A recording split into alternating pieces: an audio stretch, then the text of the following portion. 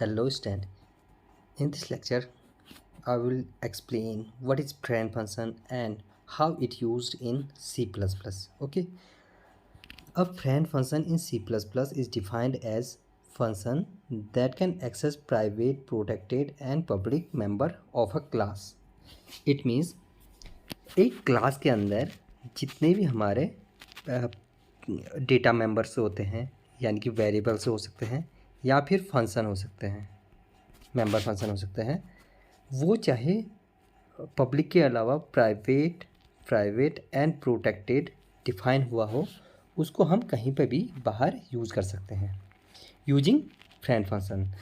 अगर नॉर्मली हम किसी फंक्शन के थ्रू यूज़ करना चाहिए, यानी कि फ्रेंड फंक्शन यूज़ ना करे, तो वो क्या करेगा, एरर देगा, क्योंकि इसका स्कोप क्या होता है, प्राइवेट और प्रोटेक्टेड का स्कोप क्या होता है, विद इन अ क्लास, या हम कह सकते हैं with in a function private और प्रोटेक्टेड मेंबर का यूज होता है या स्कोप होता है। लेकिन हम फ्रेंड फंक्शन के थ्रू इसको यूज़ कर सकते हैं, हम आउट ऑफ द एक क्लास या किसी और फंक्शन में हम इसको यूज़ कर सकते हैं। तो फ्रेंड फंक्शन क्या कर रहा है, हमारा एक्सेस प्रोवाइड करा रहा है कि private, protected and public member को किसी क्लास से बाहर जाके या किसी और फंक्शन के अंदर। ओके, फ्रेंड फंक्शन को कैसे डिक्लेयर करते हैं, इसके लिए सिंटैक्स हमारे पास है। ओके, यहाँ पर देखेंगे हम क्या लिखेंगे। जैसे नॉर्मली क्लास डिफाइन हो रखा है, यहाँ पे क्लास नेम से एक क्लास डिफाइन कर रखा है। फ्रेंड, देखो यहाँ पर friend return type function name and argument pass कर रखा है। फ्रेंड के यहाँ पे कीवर्ड है, यहाँ पे कीवर्ड है फ्रेंड। रिटर्न टाइप यहाँ पे वॉइड हो सकता है, मेन हो सकता है, इंटू हो सकता है, या फिर other types of data type हो सकता है यहाँ पे। तो फ्रेंड फंक्शन से, फ्रेंड कीवर्ड से हम क्या करेंगे, उस फंक्शन को डिफाइन करेंगे। देन फंक्शन नेम कोई भी हो सकता है, ABCD आप अपने नाम से या कोई भी कर सकते हो। देन आर्ग्यूमेंट पास कर देंगे। ओके, तो ये हो गया हमारा syntax of a friend function. Next देखेंगे हम एक प्रोग्राम, देखें एग्जाम्पल देखेंगे।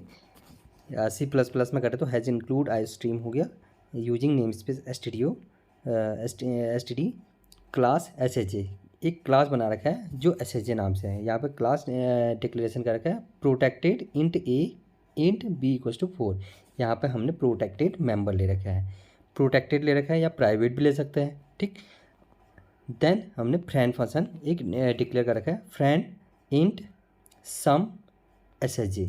ये हमने SHA इसलिए कर रखा है क्योंकि हमारा फ्रेंड फंक्शन जब भी बनाते हैं, यहाँ पे हम क्लास नेम को ही हम एज ए पैरामीटर प्रोवाइड करते हैं, जिससे कि बाद में SHA जो ये हमारा क्लास है, इसका ऑब्जेक्ट बना के हम प्रोटेक्टेड या हम प्राइवेट डेटा मेंबर को एक्सेस कर पाएंगे। तो यहाँ पर हमारा फ्रेंड फंक्शन को डिक्लेयर कर रखा है, ठीक, या फंक्शन फ्रेंड फंक्शन को यहाँ पे डिक्लेयर कर रखा है। Then class close.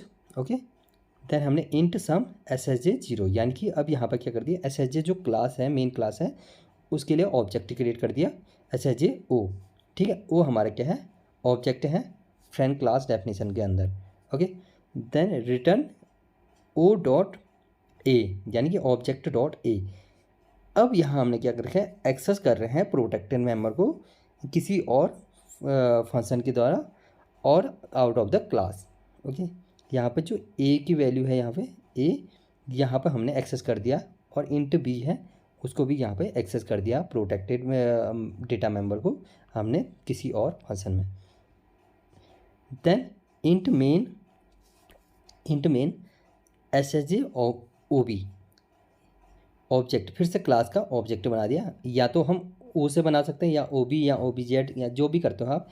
दोबारा हम ऑब्जेक्ट को भी सेम नेम से क्रिएट कर सकते हैं, SHA ऑब्जेक्ट सी आउट कर दिया हमने सम ऑफ ऑब्जेक्ट, ठीक हो गया। जो भी हमारा SHA के अंदर ऑब्जेक्ट है उसको हमने यहाँ से कॉल करा दिया। Then return 0।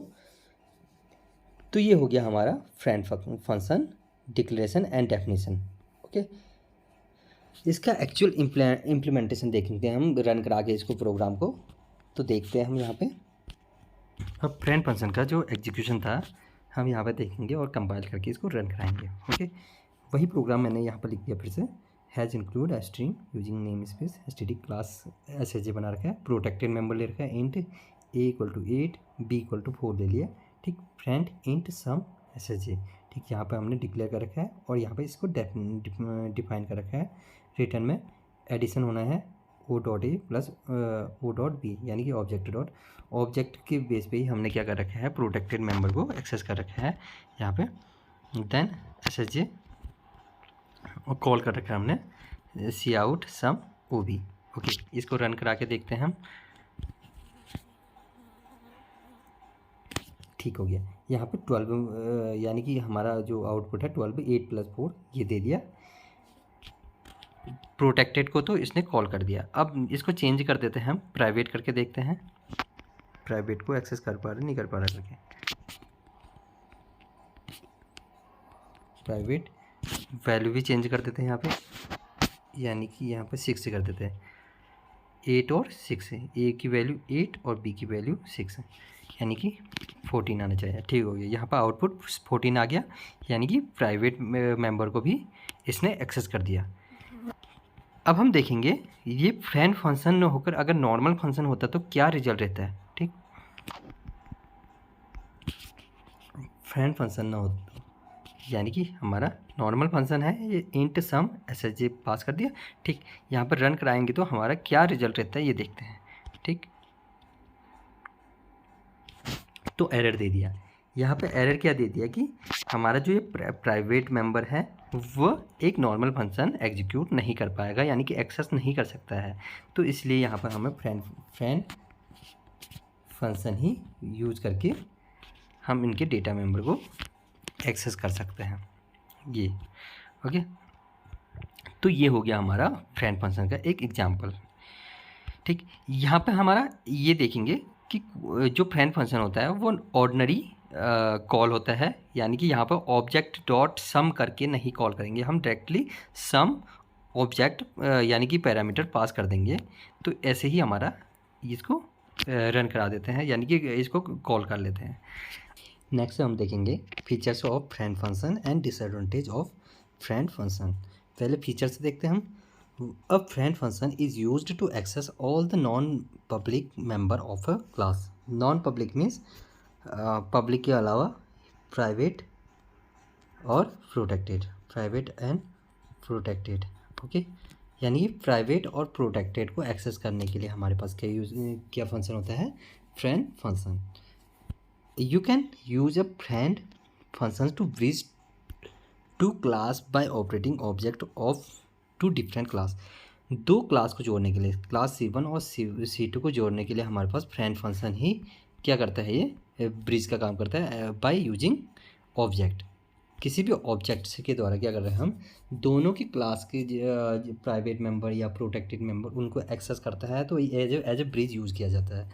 ठीक, तो सेकेंड हमारा फीचर से ये हो गया। थर्ड है you can declare a member function of a class as a friend of another class. Okay, a friend function is called like an ordinary function. It can be called using the object name and dot operator. It can not be okay, however it may accept the object as an argument whose value it want to access।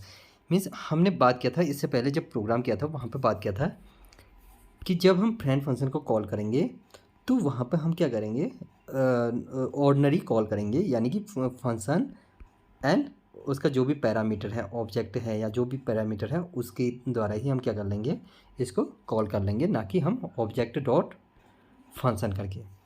तो हम यहाँ पे object dot function use नहीं करेंगे, directly ordinary call कर देंगे। Function name and parameter है तो पैरामीटर, अदरवाइज पैरामीटर नहीं है तो वैसे ही कॉल कर लेंगे। अब देखेंगे हम disadvantage of friend function. Friend function have access to private member of a class from outside the class which violates the law of data hiding. जब मैंने ऑब्जेक्ट ओरिएंटेड प्रोग्रामिंग बताया था वहाँ पे डेटा हाइडिंग का कॉन्सेप्ट में क्या था कि जो अननेसेसरी आइटम है, यानी कि जो हमारे पास कुछ हिडन इन्फॉर्मेशन होता है, यानी कि प्राइवेट एंड प्रोटेक्टेड डिक्लेयर करके हम क्या करते हैं, उसको शो नहीं करते हैं या उसको एक्सेस नहीं कर पाते हैं दूसरे क्लास से या दूसरे फंक्शन से।